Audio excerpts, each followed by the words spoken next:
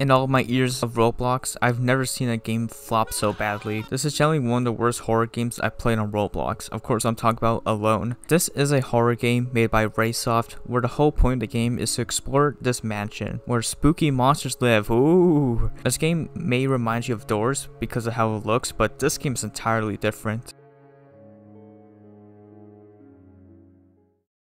You start off in this lobby and it looks pretty good, then you get into a car which teleports you to the game. Intro, oh my god, so spooky. There's a quick shop where you could buy some items, but these don't really matter and you'll see why. An old telephone rings and oh my god, voice acting. Woo. Bill says to turn on the generator soon because the mansion will lose power. Then he says the name of the game because haha, funny. You do not want to be in the dark, all alone. You can open drawers and find items, but the items become in abundance, making the quick shop useless. The stamina mechanic is some of the worst I've seen. Instead of regenerating stamina, you need to eat chocolate bars to fill it back up. It's probably like this so that it makes running away from monsters thrilling, but wow, is it annoying by just getting around normally. And it's not like you can outrun the monsters later in this game anyways. You can only carry one item of each, or two if you glitch it. This game does look really good, and you can tell the developers who built this did put time and effort into making this look amazing. Once you reach the end of the hallway, a cutscene will play. Wow, this is glitchy. For some reason, going to the right plays a noise and teleports you out the map. I don't know how this is even possible. Okay, so it turns out when I was making this video, the glitch got fixed, but not the glitchy cutscene. So what was actually supposed to happen is that you need to find a hammer to break open the wooden planks on the door to find a generator, and that map teleport was supposed to be a cheap jump scare. The hammer can spawn in either the office or the attic. I don't know why you would make it spawn in two places, but okay. The doors don't even swing in the correct direction. They copy and paste the script from the first door you open, so every door you open swings backwards.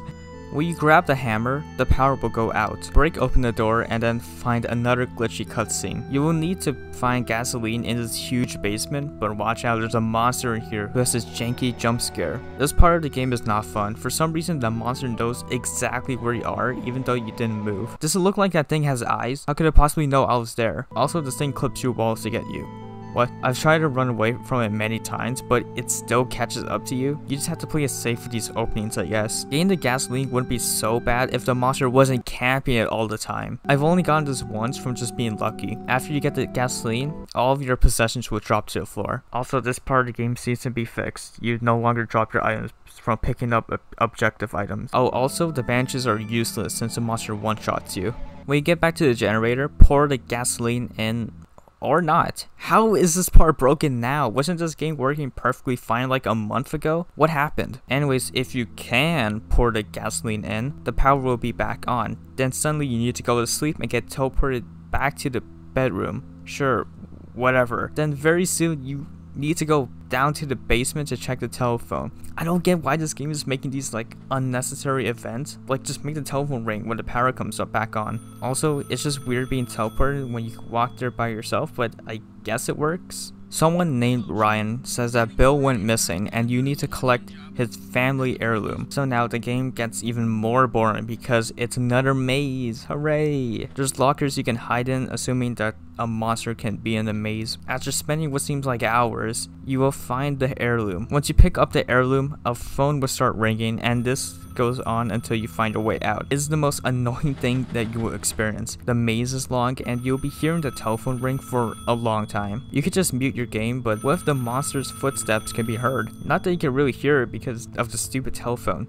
Oh, and this monster one-shots you, so bandages are still useless. Also, what seems like days, you finally get to the end of the maze and answer the call. Stacy, Bill's daughter, is heard and she dies. Womp. The power goes out and some ominous creature rushes towards you and the chapter ends. That's basically the only other good part of the game, is that jump scare. The rest is horrible and tedious. This makes Rainbow Friends look like a better game, which it probably is at this point. Also, they asked for 10k likes so they can make a part 2. Do Roblox developers normally do that? I don't think I've ever seen a game ask for likes to work on an update before. In conclusion, Alone is one of the most disappointing horror games I've seen on Roblox. From the incredible amount of details the game has, it does not bring a lot of content, and when it does bring content, it makes it annoying and tedious. From the glitchy cutscenes to not even being able to progress, this game has a lot to work on, including that horrible stamina mechanic. Just please make it normal like every other game. I will say the ending does make the game slightly better and leaves the player wondering a little bit about what's going to happen for the next chapter, but the events before that are so boring and make the game feel incomplete. Try this game if you want, but it is not worth your time.